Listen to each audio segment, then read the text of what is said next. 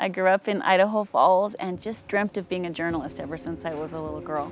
And I would play journalist. I had a little newsletter I called the Jeanette Gazette. And my sister played teacher, she became a teacher, and I became a journalist and just always looked for opportunities in junior high and high school and college to be a writer and to share other people's stories. Because I believe everybody has a story. I've known Jeanette for over 20 years.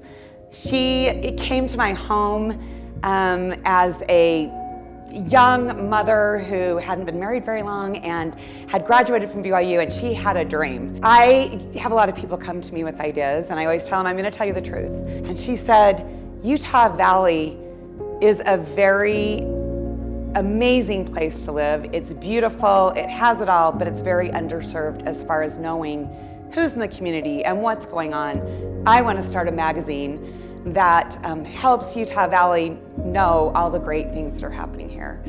And I thought about it. I'm from Utah Valley, and I thought, that's an interesting idea, but what about advertising? What about, editorial content? What about design? Where are you gonna get all this?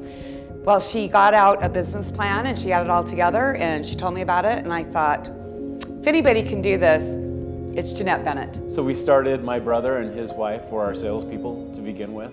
And Jeanette and I did all the creative stuff, all the writing, all the graphic design, and it was just the four of us. We started Utah Valley Magazine in 2000, so it's 21 years old now. She loves people, she loves people's stories. She loves to tell the stories about other people. She's an unassuming individual herself and very approachable for all the people that she knows and cares about.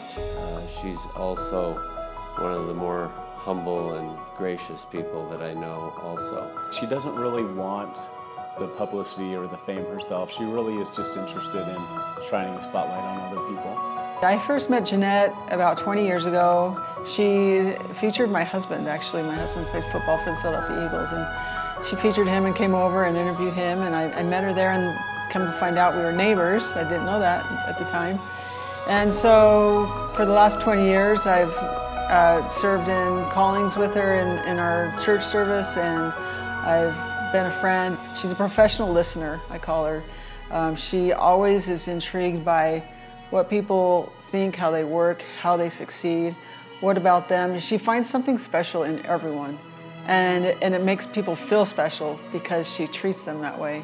It's really just an amazing gift that she has, that everyone that comes in contact with her can feel like she's one of their best friends. By focusing on the good and having her magazine and her stories and herself and being a highlight of goodness, then I think that that's a necessary part of what helps us as a community. Jeanette, I just want to say, I'm proud of you. You deserve this.